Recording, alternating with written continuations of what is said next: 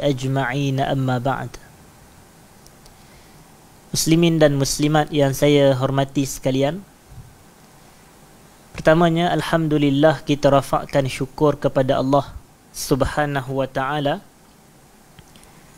kerana pada malam ini sekali lagi kita dapat bersama berkumpul di dalam satu majlis ilmu berkenaan dengan perbahasan kitab Mukhtasar Zadil Ma'ad fi Hadi Khairil Ibad sallallahu alaihi wasallam, yang mana seperti yang kita maklum hadirin dan hadirat, Zadul Ma'ad ditulis oleh Al-Imam Al-Hafiz Ibn Al-Qayyim, manakala ringkasan kitab ini telah ditulis ditulis oleh seorang ulama kontemporari, iaitu Al-Ustazul Dr. Ahmad bin Osman Al-Mazid hafizahullahu ta'ala. Al-Dr. Ahmad bin Osman Al-Mazid, dan beliaulah yang telah meringkaskan karya Al-Imam Ibn Al-Qayyim ini, iaitu Zadul Ma'ad fi Hadi Khairil Ibad. Kalau diikutkan bahawasanya perkataan zad ini adalah bekalan. Dalam permusafiran, dalam perjalanan panjang, kita berhajat kepada bekalan perjalanan. Jadi orang yang ingin sampai kepada perjalanan menuju Tuhan, dia kena ada jaluan, dia kena ada laluan dan panduan jalan yang ingin dia lalui. Sebab itu Allah Subhanahu wa ta'ala menyebut, wa tazawwadu fa inna khairaz zadi taqwa. Carilah bekalan, sebaik-baik bekalan adalah takwa kepada Allah. Itulah secara prinsipnya hadirin dan hadirat. Dan cara nak mencapai takwa tak lain tak bukan adalah mengikuti jalan orang-orang yang bertakwa kepada Allah. Dan orang-orang yang bertakwa kepada Allah ni tidak dapat kita nafikan, mesti ada yang paling bertakwa sekali dari kalangan orang yang bertakwa. Ada sebuah hadis daripada Nabi kita sallallahu alaihi wasallam yang diriwayatkan oleh Al-Imam Al-Bukhari. Baginda menyatakan, inna atqakum wa a'lamakum billahi ana, kata Nabi. Sesungguhnya yang paling bertakwa dalam kalangan kamu dan yang paling alim tentang Allah dari kalangan kamu adalah aku, kata Nabi. Jadi Nabi kita ini sallallahu alaihi wasallam manusia yang paling bertakwa. Jadi sebab itu kita nak menyelusuri jalan Nabi. Kita nak mengkaji dan memahami dan mempelajari berkenaan dengan cara hidup Nabi sallallahu alaihi wasallam dalam bab-bab keduniaan, dan termasuk yang lebih utama dari bab keduniaan adalah bab-bab ibadat, bab-bab akhirat. Itulah yang paling utama sebenarnya. Sebab itu disebut Zadul Ma'ad fi Hadi Khairil Ibadi sallallahu alaihi wasallam. Bekalan perjalanan berkenaan dengan petunjuk sebaik-baik hamba Allah, iaitu Nabi kita Muhammad sallallahu alaihi wasallam. Dan kita nak masuk pada perbahasan malam ini hadirin dan hadirat, salah satu perbahasan dalam urusan keduniaan kita. Dan disebutkan di sini faslun fi hadihi sallallahu alaihi wasallam fi rukub. Fasal berkenaan dengan petunjuk Nabi sallallahu alaihi wasallam pada tunggangan baginda. Pada tunggangan. Istilah ar-rukub. Tapi kalau istilah moden, kita tak kata tunggangan kerana kita tak menunggang sekarang ini. Walaupun ada sebahagian orang kata menunggang hailak lah seumpamanya, tetapi itu sekadar kiasan sahaja. Cuma kita sekarang ini kita memandu atau menaiki kenderaan. Itu istilah dia. Tidak ada istilah menunggang. Jadi sebab itu kerana kita tidak menunggang haiwan, kerana haiwan itu yang ditunggang. Tapi kalau kenderaan ni biasanya kita memandu, menaiki kenderaan. Tak kira lah Velfire ke Hilux ke seumpamanya, maka kita katakan itu adalah menaiki dan memandu. Tetapi Nabi SAW memberi isyarat pada zaman baginda menunggang haiwan. Maknanya baginda menaiki haiwan dan haiwan itu dijadikan sebagai kenderaan. Tetapi ini kita tidak nafikan bahawasanya dalam bab-bab keduniaan ada satu kaedah yang paling asas hadirin dan hadirat, antum a'lamu bi syu'uni dunyakum. Kamu lebih mengetahui berkenaan dengan hal ihwal keduniaan kamu. Tapi dalam bab-bab ibadat, kita kena strict sedikit. Dalam bab ibadat, kita kena banyak tawakuf. Ada dalil baru buat. Adanya sandaran baru kita buat dan beramal. Tapi kalau dalam bab-bab dunia ni, kita kena inovasi. Sebab itu masyarakat kita pun, masyarakat yang berinovasi daripada satu zaman kepada zaman yang lain. Contoh, lebih kurang 20 ke 30 tahun dahulu, Malaysia ada kereta yang pertama, Proton Saga sebagai contoh. Tapi Saga yang kita lihat pada zaman itu, zaman dulu orang yang mula pakai, dia kata dia paling hebat dah atas Malaysia ni. Dialah yang paling hebat. Itu satu. Tapi tak lama selepas itu, keluar pula Proton Wira contoh. Bila dah keluar Wira, orang yang pakai Wira tu pula, dia kata, oh tak main Saga, Wira lagi hebat. Contoh. Sebaik selepas keluar sahaja Wira pula, keluar Wajah. Jadi itu inovasi. Jadi Wajah pula bila pakai Proton Wajah ni, maka orang pun telah merasakan bahawasanya dialah yang paling hebat. Kemudian ada Proton Perdana dan seumpamanya. Jadi daripada satu masa ke masa yang lain, maka itu inovasi yang dilakukan dalam kenderaan. Dalam kenderaan. Begitu juga dengan benda-benda yang lain. Kalau dulu mungkinlah kita ini daripada satu tempat ke satu tempat mengambil masa yang agak lama, mengambil masa yang agak panjang. Tapi sekarang ini mungkin ia telah menjadi singkat. Ia telah menjadi singkat. Dari sudut kerana kelajuan yang telah diciptakan pada kenderaan. Dahulu kalau orang kita nak pergi Mekah, buat haji, buat umrah, naik kapal. Tapi sekarang pun kapal juga. Tapi yang tu kapal laut, sekarang kapal terbang. Jadi nampak perbezaan masa. Kalau ambil kapal laut, boleh memakan masa berbulan. Tapi kapal terbang, tak sampai 24 jam, dah sampai kita di Mekah. Nampak? Jadi mudah dan masa singkat. Itulah inovasi dalam bab-bab kenderaan dan agama kita meraihkan. Agama kita tak melarang. Maka tak ada dari kalangan ulama yang benar-benar ulama mengatakan inovasi dalam perubahan kenderaan ni bid'ah di sisi agama. Tak ada. Dia tak ada dah pula kata daripada kuda kepada kapal terbang, dia jadi bid'ah contoh. Tidak dah daripada kambing kepada kereta jadi bid'ah. Tidak.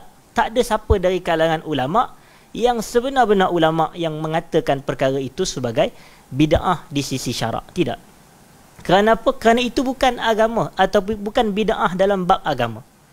Dan bid'ah ini hanyalah semata dalam urusan agama sahaja. Tidak ada istilah bid'ah dalam bab-bab keduniaan seperti kenderaan, rumah, pakaian, tempat tinggal dan seumpamanya. Jadi jangan kita kadang termakan dengan kenyataan-kenyataan yang nak mengelirukan orang. Kadang-kadang sebahagian orang dia suka tuduh orang mengelirukan, tapi dia pun keluar kenyataan yang mengelirukan orang lain juga. Jadi kita kena jelas dalam hal-hal seperti ini. Dan apabila saya sebut berkenaan dengan masa yang singkat dengan inovasi kenderaan tadi, maka itu sebenarnya membenarkan kenyataan daripada hadis Nabi sallallahu alaihi wasallam bahawasanya baginda mengatakan inna min asyratis saati ay yataqarabaz zaman. Antara tanda-tanda kiamat adalah masa tu semakin singkat. Yataqarab, semakin dekat, semakin singkat. Dan para ulama sebenarnya ada dua tafsiran dan syarahan terhadap hadis tersebut. Mereka kata yang pertamanya, masa benar-benar terasa singkat dan cepat. Dan dari sudut kebenaran tu pun, kita telah merasainya sekarang. Contoh, rasa baru lagi kita punya majlis, padahal dah 2 minggu. Contoh, kita kan majlis selang 2 minggu, tapi rasa baru berjumpa, padahal dah 2 minggu. 2 minggu ni 14 hari, lama. Tapi kita rasa sekejap sahaja. Dan begitu juga, kita kata kadang-kadang dalam keadaan, baru je lagi jumpa orang tu. Tengok-tengok, dah jumpa. Baru je lagi kita sekian. Ataupun bila kita tengok memori Facebook, kita baru je lagi peristiwa ni. Dah 3 tahun lepas, contoh. Sebab apa 3 tahun lepas? Sebab kita punya tenggelam dengan COVID pun dah 2 tahun, contoh. PKP-nya. Jadi dah 2 tahun. Jadi sebab itu masa tu benar-benar berjalan dan bergerak begitu pantas. Seminggu ni sekejap sahaja. Apatah lagi sehari. Sekejap je sehari. Itu makna yang pertama secara zahirnya. Betul. Dan itu pun tidak salah. Tapi sebahagian ulama' antaranya cenderung kepada mengatakan masa semakin singkat tu adalah apabila kita punya kenderaan dicipta. Yang tu kata para ulama' sebahagian. Kenderaan-kenderaan moden ni menyingkatkan masa. Kita naik, kita boleh sampai dalam tempoh masa yang begitu cepat. Kalau kita naik contoh KLIA Transit daripada KLIA ke KL Central, tak sampai 30 minit. Tak sampai 30 minit. Hanya dalam 26-24 minit begitu je. Itu singkat masa. Tapi kalau naik kereta boleh jadi 45 minit. Boleh jadi 50 minit. Rugi kita dekat separuh lagi daripada 25 minit yang kita ada tersebut. Maka di sini hadirin dan hadirat yang saya hormati sekalian, itulah antara pandangan-pandangan ulama' yang berkait dengan kenderaan berkenaan dengan haiwan tunggangan. Jadi kita nak bicara berkenaan dengan haiwan tunggangan yang telah dinaiki oleh Nabi kita sallallahu alaihi wasallam. Rakiba sallallahu alaihi wasallam al-khayla wal-ibila wal-bighala wal-hamir. Ni antara beberapa haiwan, beberapa jenis haiwan yang pernah dinaiki oleh Nabi kita sallallahu alaihi wasallam. Yang pertamanya al-khayl, kuda. Nabi menaiki kuda. Bahkan sebenarnya menaiki kuda ini juga, kalau seseorang berminat untuk menaikinya dengan dia berniat untuk mengikuti sunnah Nabi sallallahu alaihi wasallam, menaiki kuda. Kerana kalau kita kata sunnah dalam erti kata apa yang Nabi buat, maka menaiki kuda adalah sunnah. Ma sabata 'anir rasuli, dari sudut min qaulin au fi'l au taqrir. Apa yang sabit dilakukan oleh Rasul atau diucapkan oleh Rasul atau diperakukan oleh Rasul sallallahu alaihi wasallam. Jadi dia naik tetapi dia berniat, bukan semata kosong, tapi dia niat sebab nak mengikuti petunjuk Nabi sallallahu alaihi wasallam. Maka dia dapat pahala ikut sunnah. Dia dapat pahala ikut sunnah. Dan begitu juga yang keduanya adalah al-ibil. Al-ibil adalah unta. Al-ibil adalah unta. Cuma kita kena jelas bahawasanya dalam bahasa Arab ni, seekor haiwan kadang-kala mempunyai nama yang banyak. Sebab itulah uniknya bahasa Arab. Kalau kita unta jantan, unta betina. Unta juga, cuma kita ubah jantan betina sahaja. Tapi kalau di dalam masyarakat Arab, adanya al-ibil, adanya al-ba'ir, adanya al-jamal. Jadi dipelbagai nama-nama unta ini. Jadi sebab itu, kalau yang saya pernah cerita dalam kuliah kita dahulu, kalau anak unta tu dia panggil al-hashi. Jadi nampak, umur 2 tahun nama dia begini. Itulah kekayaan vocabulary Arab. Orang Arab ni kaya dengan vocab. Itu yang ada sebahagian asatizah kita pernah ceritakan. Kita kalau tengok kamus bahasa Melayu, kita ambil lah kamus Dewan contoh. Kamus Dewan ni ada berapa jilid? Kamus Dewan dia hanya ada sejilid sahaja. Yang kita kata edisi keempat, edisi kelima tu edisi kemas kini, tapi hakikatnya dia adalah 1 jilid sahaja. Itu bahasa kita. Tapi kalau tengok bahasa Arab, ada sebuah kitab ditulis oleh Al-Imam Ibnu Manzur, namanya Lisanul Arab. Lebih daripada 10 jilid contoh. Jadi itu kayanya orang Arab dengan bahasa dia. Bahasa dia lah kaya. Cuma kita tengok di situ, kita nampak dan kita kagum. Kerana apa? Kerana luasnya penguasaan orang-orang Arab terhadap ilmu bahasa ini. Dan al-ibil adalah unta. Al-bighal dan juga al-hamir. Istilah al-bighal ni dia bagal. Dia bagal. Dan satu lagi al-hamir adalah keldai. Cuma sebahagian ulama' kata ini adalah al-baghal ni adalah kacukan daripada gabungan, orang kata breed. Maknanya apa istilah breed pun saya tak tahu nak terjemahkan. Tapi maknanya dia gabungan daripada, orang kata, persenyawaan dan persemendaan lah. Itu. Jadilah baghal. Mungkin antara kuda dan keldai dapat baghal. Begitu. Sebab istilah baghal dan hamir ni kita biasa dengar berkenaan dengan peristiwa Al-Isra' wal Mi'raj. berkenaan dengan peristiwa Isra' wal Mi'raj, yang mana Nabi kita sallallahu alaihi wasallam menceritakan berkenaan dengan buraq, berkenaan dengan haiwan yang bernama buraq itu. Dan Nabi cerita bahawasanya buraq ini pertengahan di antara keldai dengan bagal. Di antara keldai dan bagal. Maknanya contohlah, saya tak berapa ingat dia punya matan tu, tapi dia tak lebih tinggi daripada bagal dan tidak lebih rendah daripada keldai. Dia pertengahan sahaja. Macam itulah. Ataupun secara terbaliklah, kita kena cek balik matan hadis tersebut. Tapi itulah antaranya buraq ini di pertengahan. Tapi hakikatnya bagal dan hamir adalah, boleh kita kata keldai dan keldai juga. Cuma bagal ni dia adalah kacukan daripada dua haiwan yang berbeza. Dan begitulah Nabi juga menaiki keldai dan seumpamanya. Jadi semua haiwan ini disifatkan sebagai haiwan tunggangan dan kenderaan. Jadi macam kalau haiwan pada waktu itu adalah kenderaan dan haiwan ada pelbagai jenis, maka secara asasnya semua haiwan yang boleh dijadikan sebagai kenderaan harus diguna pakai. Cuma perlu ikut tempat. Kita ni dalam banyak keadaan, situasi kehidupan kita kena meraihkan tempat, masa, keadaan, situasi individu. Biasanya begitu. Kalau macam contoh nak berperang, takkan nak pergi perang naik keldai. Dia tak sesuai. Dia kena raihkan. Maka sebab itu Nabi ni banyak sallallahu alaihi wasallam berperang menaiki kuda. Sebab itu timbul istilah wal adiyati dhabha fal muriyati qadha fal mughirati subha, dan kuda perang yang keluar berperang pada waktu subuh. Jadi kita kena gunakan tempat yang sesuai. Jadi sama juga dengan situasi kita pada hari ini. Dah kalau kita nak pergi Mekah, tuntutannya untuk ibadat haji dan umrah, sebenarnya tak ada keperluan pun naik motorbike walaupun sampai. Tapi kita kalau boleh nak sesegera yang mungkin. Kan sebahagian kan ada buat konvoi, dia buat.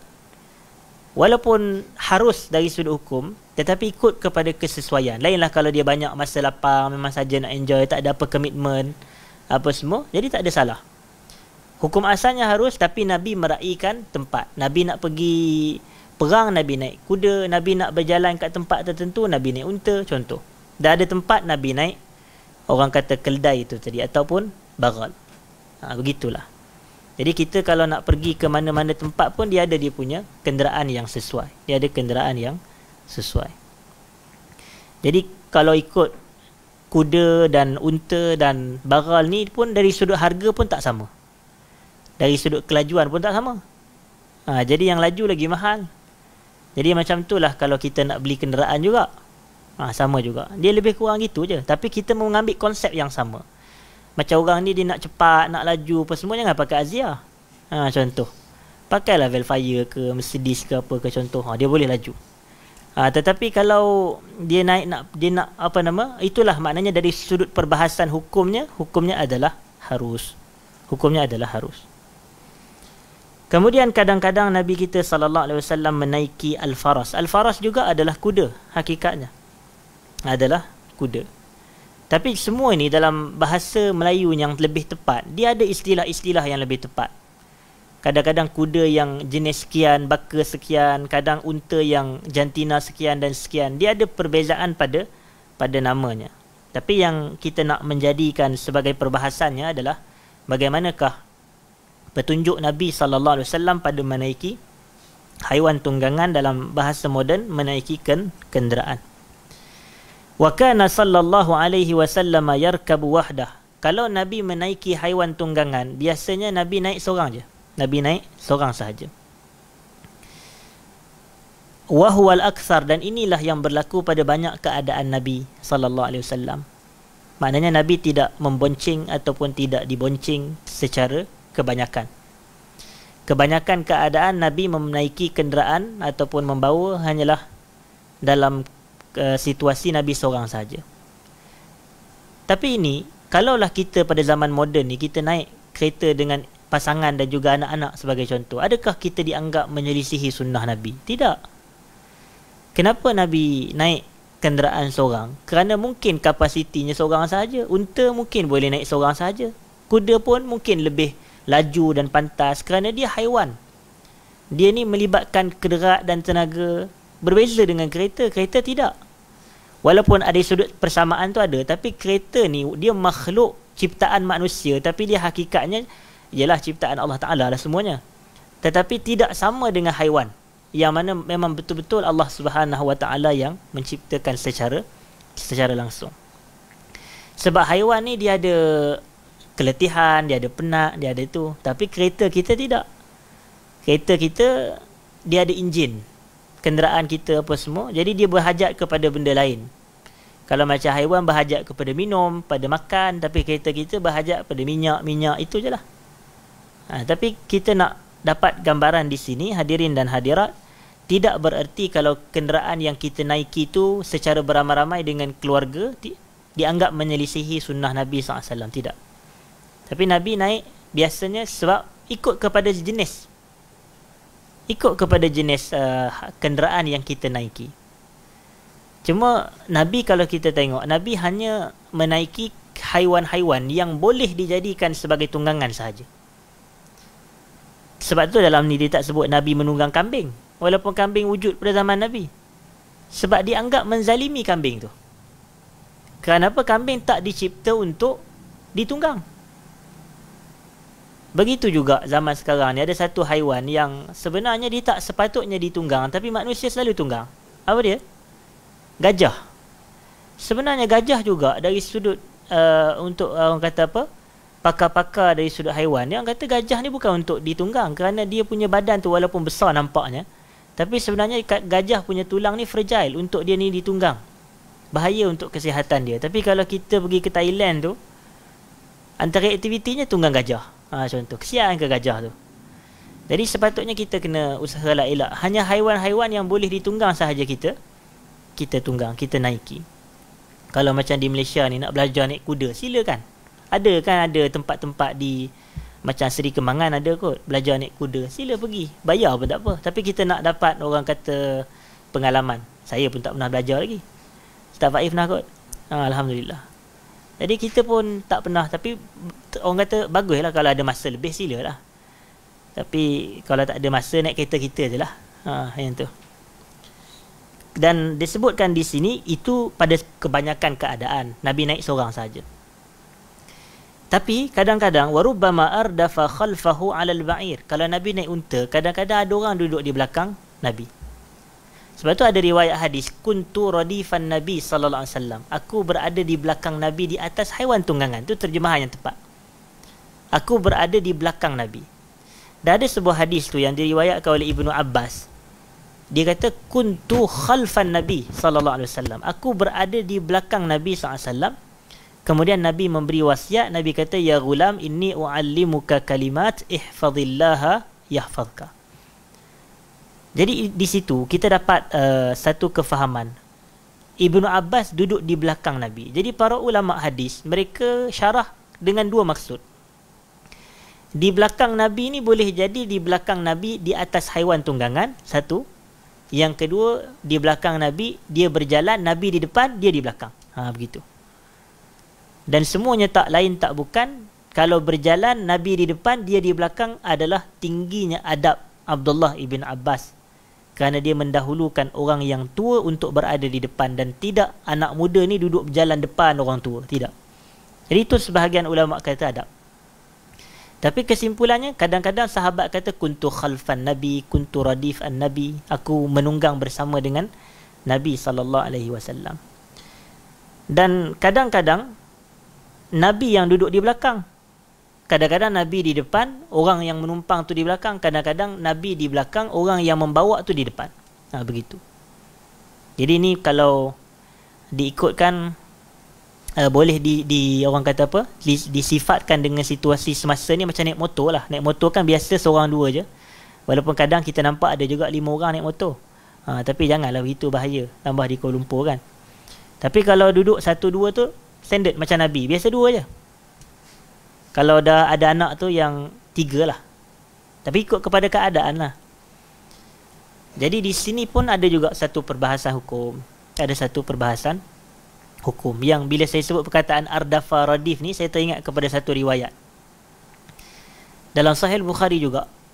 Kalau tak silap saya adalah isteri kepada siapa dia ke? Isteri ke, saya tak ingat kepada Ali ke kepada siapa dia. Tapi kalau isteri Ali, Fatimah. Tapi ni ada isteri kepada seorang lagi sahabat. Dia ni satu hari, ni Asma, bukan isteri kepada Ali. Asma ni isteri kepada siapa dia, sahabat di jamin syurga tu, Az-Zubair. Az-Zubair ibn al-Awwam. Jadi Asma ni satu hari, Nabi tengok dia ni telah macam letih lah, baru balik daripada uruskan tanah Zubair ni. Macam dia buat kerja lah, kerja-kerja cucuk tanam ke, kerja-kerja berkebun ke apa ke. Lepas tu Nabi tengok dia ni letih, kemudian Nabi bawa si Asma ni menaiki di belakang Nabi sallallahu alaihi wasallam. Di situ. Jadi di sinilah yang timbul perbahasan kalau kita nak hukum membonceng orang wanita bukan mahram. Begitu. Hukum membonceng wanita bukan mahram. Yang couple bawa girlfriend tu jangan seronok lagi, nanti dulu. Sebab kadang orang nak guna hadis ni, Nabi juga bawa girlfriend, contoh. Bukan, tu Asma ni bukan girlfriend dia. Asma ni adalah adik ipar Nabi sallallahu alaihi wasallam. Jadi kita tengok di sini bahawasanya Nabi bawa kawan ni naik di belakang. Jadi timbullah perbahasan. Maka perbahasan para ulama, dia kata boleh, tapi mestilah ada syarat. Ada syarat. Sebahagian kata dalam hadis tu kerana Nabi ni adalah lelaki yang makmun, yang terpercaya, orang sangat percaya kepada Nabi, dan sebarang kebarangkalian jahat, keburukan tu mustahil berlaku pada ketika itu. Dan sebahagian lagi pula kata atas faktor kalau seseorang itu telah sangat letih, tak apa nak tolong. Kadang kita tengah berjalan naik motor, kita tengok ada seorang akak ni contoh, letih benar, dia dah bawa barang, nampak penat ke apa semua, kita boleh bawa dia, tumpangkan dia sebagai contoh. Ni antara isu yang masa saya khidmat di Pejabat Mufti dahulu, saya jawab isu ni. Sebab waktu tu di Malaysia belum ada lagi kot Gojek tu. Sekarang ada ke Gojek kat Malaysia? Yang motor punya macam Grab tu kan, macam kereta ada Grab car, tapi di Indonesia ada Gojek motor punya. Jadi di situlah perbahasan kalau kita nak jadi driver Gojek, kemudian kita nak bawa di belakang kita ni seorang perempuan yang bukan mahram, macam tu. Perbahasan di sudut gitulah. Jadi saya adalah tulis artikel tentang isu tu masa zaman tu. Jadi di sini nak menunjukkan Nabi kadang-kadang naik kenderaan pun ada berdua. Kadang dia bawa orang kawan dia, kadang dia bawa orang yang macam tadilah, orang yang susah, yang memerlukan. Itu ada, Al-Bukhari ada menjelaskan, dan juga Ibn Hajar Al-Asqalani juga ada syarahkan tentang hadis tersebut. Kita boleh rujuk berkenaan perbahasan isu ni lah. Dan kadang-kadang Nabi ni menaiki kenderaan dengan isteri Nabi sallallahu alaihi wasallam. Menaiki kenderaan dengan isteri-isteri Nabi sallallahu alaihi wasallam. Dan disebutkan di sini wa ardafar rijal wa ardafa ba'dha nisa'i sallallahu alaihi wasallam. Nabi menjadikan ada beberapa orang lelaki juga kadang sebagai duduk di belakang Nabi di atas haiwan kenderaan, dan kadang-kadang sebahagian isteri-isteri Nabi juga menaiki haiwan tunggangan bersama dengan Nabi sallallahu alaihi wasallam. Dan disebut di sini wa kana aktsaru marakibihil khail wal ibil. Kebanyakannya yang biasa Nabi duk naik, Nabi duk tunggang adalah kuda dan juga unta. Kuda dan juga unta. Dan satu lagi yang disebutkan di sini adalah, ataupun dia tidak disebutkan di sini adalah berkenaan dengan petunjuk Nabi sallallahu alaihi wasallam ketika nak menaiki kenderaan adalah dengan membaca doa itulah, subhanallazi sakhkhara lana hadza wa ma kunna lahu mukrinin wa inna ila rabbina lamunqalibun. Jadi ini disifatkan sebagai doa menaiki kenderaan. Itu pun janganlah kita, orang kata terlalu sempit dalam arti kata, kita kata ni doa menaiki haiwan tunggangan. Tapi kita umumkan doa menaiki kenderaan, maknanya apa sahaja kenderaan pun sebenarnya tak ada masalah kalau kita nak membaca dengan doa tersebut. Tapi kalau kita naik kapal terbang, walaupun boleh juga baca subhanallazi sakhkhara lana itu atas faktor kapal terbang juga adalah kenderaan, tapi itu sebenarnya kita melibatkan perjalanan panjang. Jadi perjalanan panjang ada doa safar lah. Jadi ada doa safar. Jadi di situ kita boleh membacanya berserta dengan doa subhanallazi sakhkhara lana itu. Baik. Kemudian kita pergi kepada fasal yang berikutnya, hadirin dan hadirat. Dalam fasal ni dia membicarakan berkenaan dengan beberapa isu. Dia tidak ada spesifik sangat kepada isu tertentu seperti bab Nabi naik kenderaan ke tidak, berkenaan dengan haiwan tunggangan Nabi ke tidak. Tapi dia macam campuran kepada beberapa perkara-perkara yang Nabi kita sallallahu alaihi wasallam lakukan. Disebutkan di sini waba'a Rasulullah sallallahu alaihi wasallam washtara.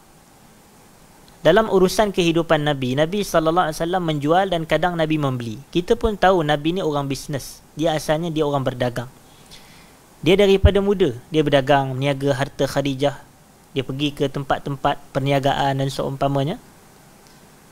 Dan kita tengok itulah salah satu petunjuk yang terbaik daripada Nabi untuk kita juga mencontohi dan meneladani perkara yang sama. Niaga. Jual kitab ke, jual minyak wangi ke, niaga. Itu adalah antara sunnah Nabi kita sallallahu alaihi wasallam. Tapi sunnah tu bukan jual kitab tu. Sunnah tu pada perniagaan tu. Kita kena clear sikit lah. Sunnah tu pada berniaga. Nabi berdagang, berniaga. Tapi satu yang saya suka dengan orang yang berniaga ni, tawakal pada Allah Ta'ala tinggi. Sebab dia tak ada pendapatan bulanan yang tetap macam orang kerja kerajaan. Orang kerja kerajaan ni PKP ke tak PKP ke, dia seronok relax gitu je lah. Walaupun mungkin dia tak terkesan sangat dengan PKP, pandemik contoh. Tapi kalau orang yang hidup dengan hasil-hasil perniagaan, makan harian, kita akan rasa kesian.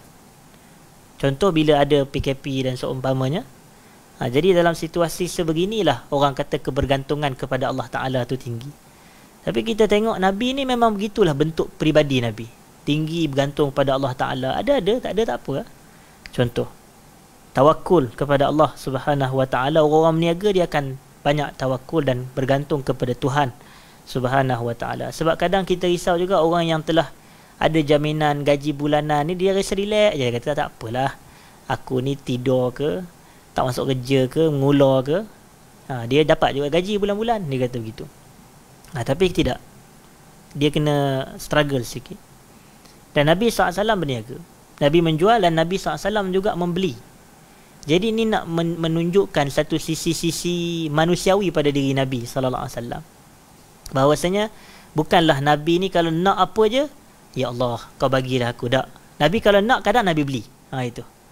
Kalau nak baju, belilah. Apa nak berdoa pada Allah pula? Contoh. Walaupun tak salah kalau kita nak berdoa, nak baju, boleh. Dari satu sudut. Macam ada satu kisah yang saya tak pernah cerita kat sini lagi. Kisah ni disebut dalam dua kitab yang saya baca. Yang pertamanya Tashilul Maqasid li Zuwaril Masajid. Sebuah kitab yang membicara berkenaan dengan hukum hakam masjid. Dan yang keduanya adalah kitab Adabud Du'a. Adabud Du'a yang ditulis oleh Al-Imam Ibnu Abdul Hadi rahimahullah, anak murid kepada Al-Imam Ibnu Al-Qayyim rahimahullahu ta'ala. Jadi dalam dua kitab ni mereka ada menukilkan kisah berkenaan dengan seorang tokoh ulama. Berkenaan dengan seorang tokoh ulama. Ulama ni kalau saya sebut nama, kita semua kenal. Namanya Ja'farus Sadiq. Ja'far As-Sadiq. Biasanya Imam Ja'far As-Sadiq ni orang duk kata kait dengan Syiah dan seumpama. Tak pelik kerana dia memang keturunan Nabi sallallahu alaihi wasallam. Tapi dia adalah ulama ahli sunnah, ulama ahli sunnah keturunan Nabi kita sallallahu alaihi wasallam. Cuma adalah seorang ulama ni, dia pun muktabar juga, terkenal juga. Satu hari dia tengok Ja'far As-Sadiq dalam keadaan dia tak kenal pun kawan tu Ja'far As-Sadiq. Dia tengok kawan ni sedang berdoa bersungguh di depan Kaabah. Maknanya kalau berdoa depan Kaabah tu dalam masjid lah, masjid haram tu. Jadi bila dia duduk berdoa, kawan ni duduk dengar dan dia pun tengok orang tu doa. Dan antara doa dia, dia kata, Allahumma inni ashtahil inaba fa'at'imni. Dia kata, ya Allah, aku teringin nak makan buah anggur, maka bagilah aku makan buah anggur. Dia kata. Kemudian dia kata, ya Allah, dua helai pakaianku ni telah lusuh, dia kata. Kau gantikanlah aku pakaian yang baru. Jadi minta pakaian tu. Jadi tak salah pun sebenarnya kalau kita nak berdoa minta hajat dunia, tak ada masalah. Tapi biarlah pada part-part yang macam relevan lah, yang kita mampu buat apa semua, yang kita tak mampu. Contohnya pakaian tu rosak dan dia tak ada duit, macam tu. Jadi dia dah tak ada apa alternatif lain melainkan untuk dia berdoa kepada Allah. Nak beli pakaian baru, duit tak ada, tapi dia nak kepada pakaian yang baru. Ketika itu keterdesakan dan keperluan tu menjadikan kita ni berdoa kepada Allah. Ni kadang-kadang, ya Allah tolong buka lampu, itu teruk sangat. Kata ya Allah tolong buat Milo, ya Allah tolong buat Maggi, yang ni teruk sangat. Tapi kalau kita kata dah, kalau buka lampu pun nak berdoa, awak pergilah bangun, tekanlah lampu tu. Jadi kita kata dalam hal-hal seperti ni tak relevan. Tapi doa ni kalau kita tengah orang kata sangat berhajat dan memerlukan, dan kita tak dapat nak usaha ke arah tu. Macam kawan ni tadilah, di sekeliling dia tak ada buah anggur. Pokok anggur pun tak ada. Musim pula bukan musim buah. Tapi dia teringin. Dia orang teringin ni kadang-kadang kita pun macam orang mengidam lah, orang perempuan lah. Duk mengidam itu, duk ini, susah. Jadi kita pula kadang mengidam pula benda pelik-pelik, susah kita nak dapat. Tapi doa pada Allah Ta'ala, contoh. Jadi tak lama selepas daripada itu, mustajab doa dia. Dan tengok belakang tu adalah orang kata sebekas yang berisi dengan anggur. Dah ada 2 helai pakaian yang elok je tersusun. Dan yang menceritakan kisah ni, dia kata dia pergi ke lelaki tu, dia kata aku nak makan bersama dengan kamu. Lepas tu Ja'far As-Sadiq ni dia kata, kenapa pula awak nak makan bersama dengan aku? Maka yang meriwayatkan kisah ni, dia kata tadi masa kamu doa, aku yang mengaminkan. Jadi bila aku aminkan, jadi dia dapatlah kononnya bahagian daripada itu. Maka dia pun join lah makan. Join makan buah anggur. Dia kata demi Allah tak ada buah anggur yang lebih sedap yang pernah aku makan melainkan buah anggur yang telah diberikan kepada lelaki tersebut. Dia kata anggur ni tak ada biji. Dia kata anggur ni tak ada biji. Sedap. Dan bila dia makan bertambah. Dan sehingga dia rasa kenyang. Kemudian baju tu tadi, kawan ni nak tunjukkan betapa dia ni isarnya dia, Ja'far As-Sadiq ni, dia bagilah baju tu kepada yang teman dia makan ni. Dia kata ambillah baju ni. Kemudian kawan ni kata aku tak berhajat kepada baju. Kemudian kawan tu pun Ja'far As-Sadiq kata kalau awak tak berhajat, awak kalihlah, dia kata. Maknanya berpaling belakang sebab dia nak bersalin. Bukan dia nak bersalin beranak tu, dia nak salin baju. Jadi dia pun salinlah baju dan dia letakkanlah baju dia ni di atas lengan. Baju yang lama tu dia letak atas lengan. 2 helai pakaian ni maknanya rida dan izar tu lah yang orang pakai duk buat umrah, buat apa nama ketika ihram tu. Jadi dia letak di tangan. Tiba-tiba datang seorang lelaki miskin. Dia kata, wahai hamba Allah, dia kata, bagilah aku pakaian. Kawan ni pun dia sedekah pakaian yang lama dia tu kepada tu. Kemudian dia kata, terima kasih wahai anak lelaki Rasulullah SAW. Dia kata, terima kasih wahai anak lelaki Rasulullah SAW.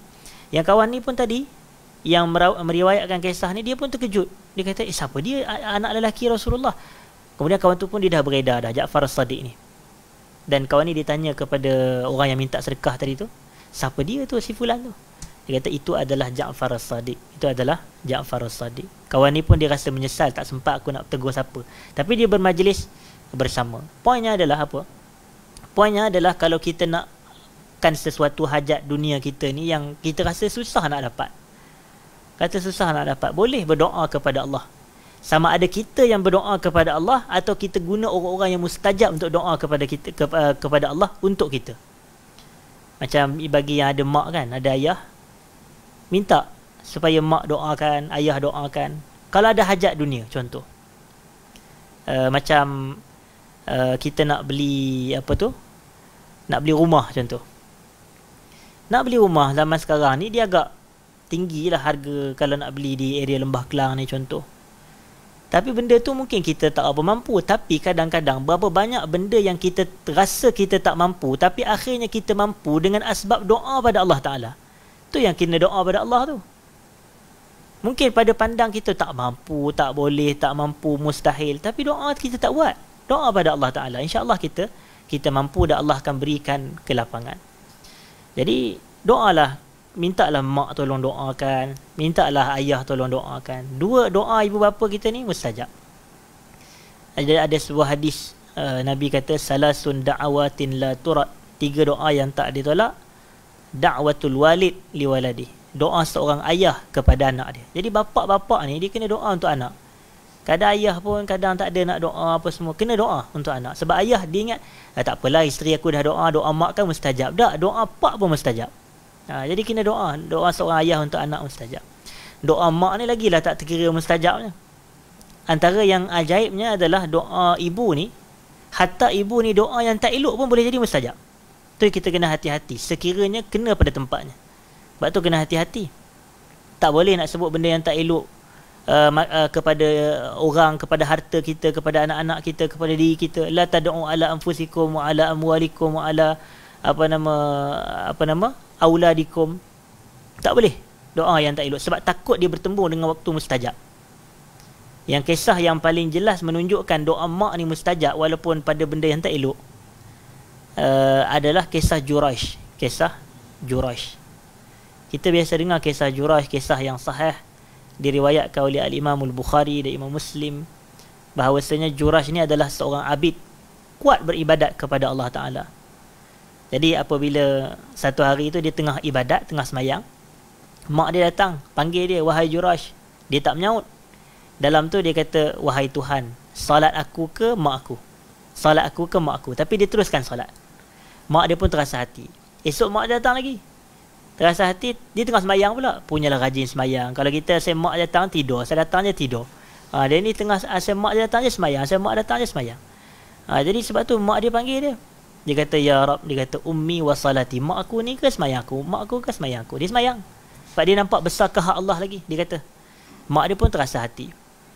Jadi kemudian yang ketiga, hari yang ketiga keesokannya mak datang, sama juga situasi dan keadaannya, dia pun teruskan solat. Mak dia dah tak tahan, terasa hati. Mak dia kata, ya Allah, dia kata, la tumithu, janganlah kau matikan anakku ini sehingga dia melihat kepada wajah pelacur. Dia kata, sehingga dia melihat ke arah wajah-wajah pelacur. Jadi itu doa tak baik tu. Tapi mak dia dah terasa hati, nak buat macam mana? Kan orang perempuan ni dia terasa hati, dia emosi sikit, dia cakap pun lepas je. Jadi dalam situasi macam tu, mustajab doa dia. Maka datanglah seorang pelacur nak pergi goda kepada Juraish ni, tapi Juraish tak layan. Bila Juraish tak layan, yang wanita pelacur ni pergilah ke satu kawasan tu, kebun tu, dia jumpa dengan seorang penggembala kambing. Maka dia berzina dengan penggembala kambing, dapatlah seorang anak. Dan bila anak tu, maka wanita pelacur tu dia bagi tahu kepada semua penduduk kampung. Dia kata, ini min Juraish, anak ni adalah hasil persetubuhan aku dengan Juraish. Orang pergi ke rumah Juraish tu, tempat ibadat dia tu tinggi, macam rumah ibadat tu tinggi. Orang robohkan, orang panggil dia turun, orang pukul dia. Dia pun jadi bela, apa kena aku kena pukul ni? Tak ada. Tiba-tiba orang bagi tahu dia, orang kata, ini anak zina kamu berzina, tak sangka kamu berzina dengan pelacur. Dia kata, bukan. Dia kata, kejap, bagi aku ambil wuduk, bagi aku semayang, dan panggil budak tu. Dia panggil budak tu, dia cucuk perut budak tu. Budak tu bercakap, siapa bapak kamu? Bapak aku adalah penggembala kambing. Jadi waktu tu serta-merta, ialah budak bercakap, budak yang pada usia dalam buayan lagi, mana boleh bercakap. Tapi dia bercakap, orang kampung terus percaya, penduduk terus percaya. Dia kata, nakkah kamu kami bina sauma'ah kamu, tempat ibadat kamu daripada emas? Dia kata, tak payah. Bina seperti tanah macam mana dulu yang kamu robohkan dulu tu, bina balik. Tapi orang minta maaf kepada dia.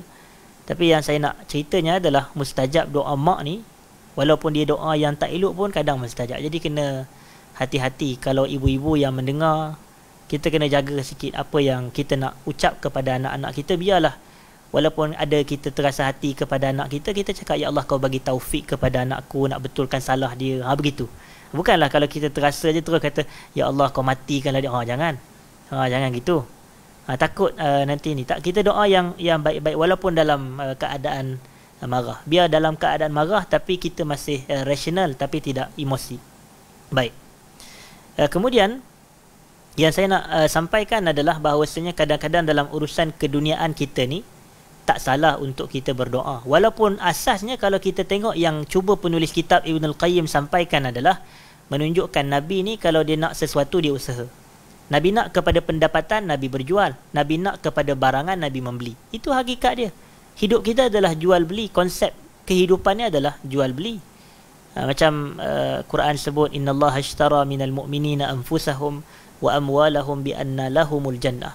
Sesungguhnya Allah membeli daripada orang beriman diri-diri mereka, jiwa-jiwa mereka dan harta-harta mereka, bahawasanya ganjaran mereka, upah mereka adalah syurga Allah. Itu satu. Kemudian ada lagi ayat, innallazina yatluna kitaballah, kemudian wa aqamus salah, wa anfaqu mimma razaqnahum yarjuna tijarah lan tabur, kata Allah dalam ayat Quran. yarjuna tijaratan lan tabur. Mereka mengharapkan perniagaan yang tidak pernah rugi. Maknanya perniagaan yang sentiasa untung.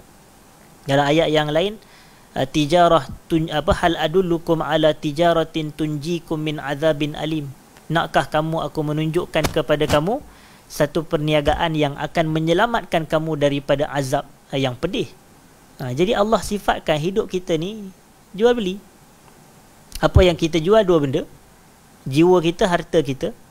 Jiwa ni ibadat badaniah seperti haji, umrah, salat, jihad. Ini ibadat badan, puasa. Manakala harta kita tu adalah ibadat maliyah, ibadat harta seperti wakaf, sedekah, zakat, wasiat, semua benda itulah.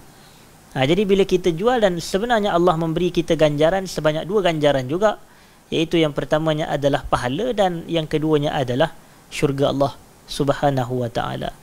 Jadi itu asas yang menunjukkan Nabi ni ada petunjuk dalam kehidupan Nabi. Nabi juga berjual beli.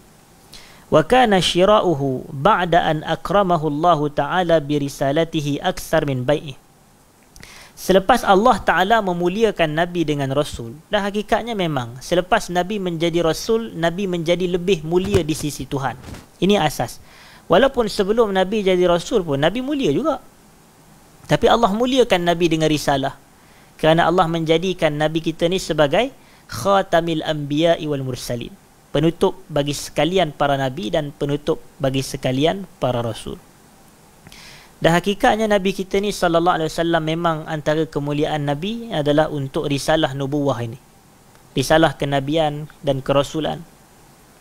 Sebab tu ada riwayat yang menceritakan ada sahabat yang bertanya kepada Nabi sallallahu alaihi wasallam, mata kunta nabiyan. Sahabat tu tanya kepada Nabi, mata kunta nabiyan, bilakah kamu ni menjadi nabi wahai Rasulullah? Lalu Nabi kita sallallahu alaihi wasallam mengatakan, kuntu nabiyan wa adam bainar ruhi wal jasad. Aku ni telah pun menjadi nabi ketika Adam masih berada antara ruh dan juga jasad. Lalu para ulama memberikan kupasan dan syarahan terhadap hadis ni, dan yang paling tepatnya adalah itu adalah maknanya penetapan takdir. Penetapan takdir. Hakikatnya Nabi menjadi Nabi ketika usia 40 tahun. Itu hakikatnya. Cuma itu adalah penetapan takdir. Maknanya dulu lagi dah Allah memang dah ingin menjadikan Nabi kita ni sebagai seorang Nabi sallallahu alaihi wasallam. Dan macam yang kita tahu berdasarkan pendapat yang tepat, bahwasanya Nabi kita menjadi Nabi di atas muka dunia ini adalah ketika diturunkan wahyu Iqra bismi rabbikal ladzi khalaq itu. Manakala Nabi menjadi Rasul adalah ketika diturunkan wahyu ya ayyuhal muddaththir kum fa'anzir wa rabbaka fakabbir itu. Jadi Nabi menjadi Nabi ketika Iqra, dan Nabi menjadi Rasul ketika ya ayyuhal muddaththir. Baik.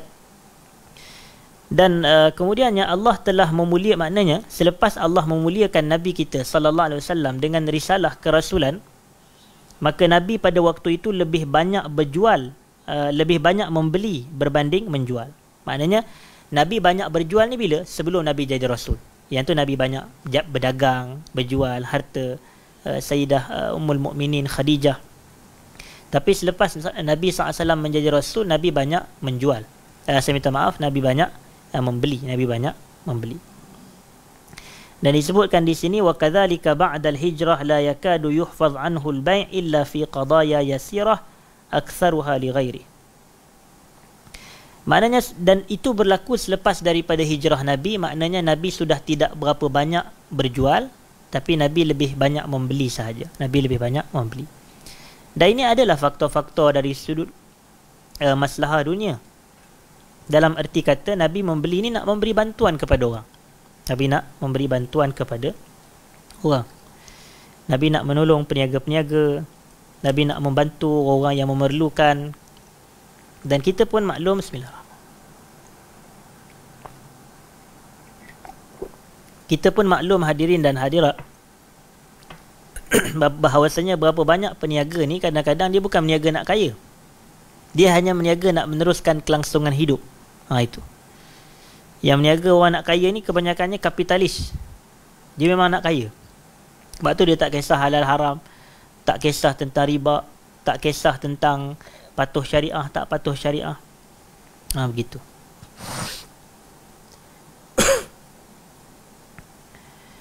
Kemudian hadirin dan hadirat yang dirahmati Allah, disebutkan di sini sebagai perbahasan kita yang terakhir, Nabi juga sallallahu alaihi wasallam disebutkan di sini memberi sewaan, dan Nabi juga menyewa daripada istilah al-ijarah. Sewaan adalah kadang-kadang alternatif kepada pembelian. Kita tak mampu beli, kita sewa. Tak mampu beli kereta, kita pakai kereta sewa. Tak mampu beli rumah, kita sewa rumah. Contoh begitu. Tapi orang yang sewa rumah lagi ramai daripada orang yang sewa kereta, sebab harga kereta tak sama dengan harga rumah. Itu logik lah. Jadi dalam situasi sebegini, Nabi ni nak menunjukkan ijarah pun dari sudut sewa pun Nabi sewa juga. Dan kadang-kadang Nabi memberi sewaan kepada orang yang tidak mampu. Tapi disebutkan di sini bahawasanya Nabi banyak memberi lebih daripada Nabi menyewa. Itu hakikat dia. Nabi banyak memberi. Banyak menjual lebih dari Nabi banyak membeli lebih daripada menjual. Nabi banyak memberi sewa lebih daripada Nabi menyewa. Semuanya tak lain tak bukan nak memberikan isyarat kepada kita bahawasanya kehidupan ni yang patut lebih banyak pada kita adalah memberi instead of menerima. Kena banyak memberi. Sebab itulah yang disebutkan kenapa Ibn Al-Qayyim dia tekankan Nabi ni banyak membeli instead of menjual. Nabi ni banyak memberi sewa lebih daripada Nabi menyewa. Jadi di situ itu isyarat. Dan banyak hadis yang menceritakan tentang hal ini, antaranya al-yadul ulya khairun min al-yadis sufla itu. Tangan yang atas lebih baik daripada tangan yang bawah. Maknanya tangan yang memberi lebih baik daripada tangan yang menerima. Jadi kita nampak di sini bahawasanya hidup kita ni kena banyak memberi.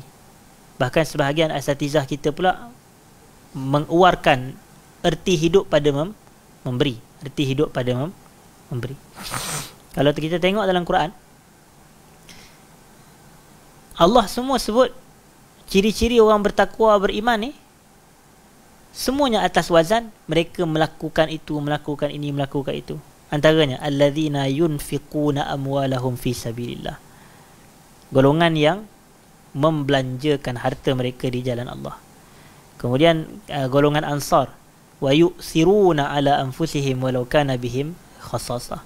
Mereka mendahulukan orang lain melebihi diri mereka walau mereka juga dalam keadaan memerlukan. Jadi banyak ayat lain, yunfiquna, yu'thiruna, yatasaddaquna, macam-macam ayat. Semua dalam Quran memberi. Kita ni, sebab kalau kita ni asyik-asyik duk harap orang bagi, orang sedekah, orang beli, orang tolong, hidup kita akan dalam kesedihan je nanti. Percayalah, kalau kita duk harap je orang. Sebab manusia ni kadang dia tak. Tapi kalau kita tak nak hidup dalam sedih, kita nak bahagia dan gembira, bagilah, bagi. Kita happy, insya-Allah. Kita happy sebab apabila orang tu bagi, Allah akan tolong dia. Kita macam ada satu hadis ni sebagai penutup. Saya suka hadis ni dan saya suka nak kongsikan faedah. Hadis man naffasa an mu'min kurbatan min kurabid dunya naffasallahu anhu kurbatan min kurabin yaumal akhirah ataupun yaumil akhirah. Siapa yang melapangkan kesulitan dan kesusahan seorang mukmin di dunia, Allah akan lapangkan urusan kesulitan dia di dunia akhirat ataupun pada hari kiamat. Wa may yassara ala mu'sirin yassarallahu alaihi fid dunya wal akhirah. Siapa yang tolong orang yang dalam kesusahan, maka Allah akan tolong dia dunia akhirat. Kemudian wa man satara musliman satarahu Allahu fid dunya wal akhirah. Sesiapa yang menutup keaiban seorang muslim, Allah akan tutup aibnya dunia akhirat. Kemudian Nabi kata SAW, wallah fi aunil abdi ma damal abdu fi auni akhih. Allah akan tolong hambanya selama hambanya tolong saudara. Di sini ada 4 kata-kata Nabi. Lapangkan kesulitan, bantu orang susah, tutup keaiban orang, dan Allah akan tolong hambanya selama hambanya itu menolong saudaranya. Nak memberikan pengajaran kepada kita hadirin dan hadirat, bahawasanya kalau kita ni melapangkan kesulitan orang yang susah di dunia, Nabi tak bagi tahu pun orang yang susah tu akan lapangkan balik kesulitan kita saat kita susah. Nabi tak kata macam tu. Dan sesiapa yang mempermudahkan urusan orang yang susah, Nabi tak kata orang tu yang akan permudahkan urusan dia saat dia susah. Siapa yang tutup aib seorang Muslim, Nabi tak kata dia akan tutup keaiban kita. Boleh jadi dialah yang mendedahkan aib kita walaupun kita tutup aib dia. Tapi Nabi kata apa? Allah yang akan menyelamatkan kita. Allah yang akan menutup aib. Allah yang akan melepaskan kita daripada kesulitan. Dan tengok, wallah fi aunil abdi madamal abdu fi auni akhi. Allah akan tolong hambanya selama hambanya tolong saudaranya. Bukan hambanya itu yang ditolong akan menolong hambanya yang menolong, tidak. Tapi Allah yang akan tolong. Jadi kita ni nak dapat yang kita nak adalah pertolongan Allah.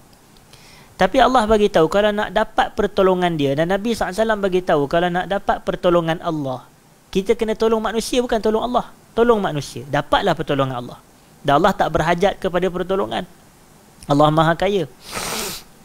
Jadi sebab itu dalam keadaan seperti ini, maka kita kena sentiasa tolong, bantu, beri, sumbang, macam tu. Dahulukan orang lain.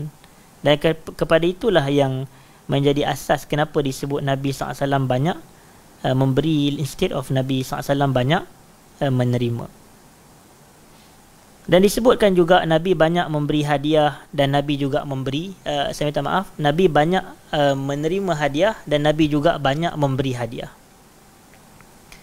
Dan hadiah ni adalah perbuatan seseorang kepada saudaranya se-Islam tanpa dia mengharapkan apa-apa balasan pun. Dia hanya memberi hadiah. Boleh jadi dia sayang orang tu, tapi Nabi SAW memberi isyarat tahadu tahabu. Maknanya saling memberi hadiah, nescaya kamu akan saling berkasih sayang. Kenapa kita nak berkasih sayang? Kerana orang yang berkasih sayang ni akan kuat iman dia, sempurna iman dia. Jadi macam mana nak sempurna iman? Kena kasih sayang. Macam mana nak kasih sayang? Bagilah hadiah. Kena bagi hadiah, contoh. Sebab tu Nabi kata la yu'minu ahadukum hatta yuhibba li akhi. Kaitan iman dan kesempurnaan iman dengan sayang ni. Dan nak sayang ni ada banyak cara, antaranya hadiah, antaranya bagi salam.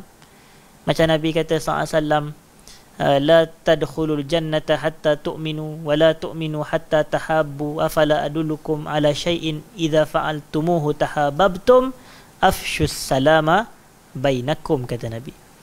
Kamu takkan masuk ke dalam syurga sehingga kamu beriman, dan kamu takkan beriman sehingga kamu berkasih sayang. Nakkah kamu aku bagi tahu perkara yang kalau kamu buat, kamu akan saling berkasih sayang? Sebarkanlah salam sesama kamu. Jadi sebarkan salam, bagi hadiah. Itu yang biasa Nabi buat. Dan sama juga ayat dia di sini.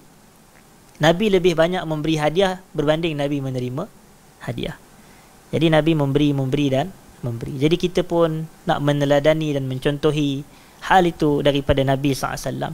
Banyakkan sedekah, banyakkan bagi hadiah, banyakkan memulakan instead of kita yang menerima dan menerima.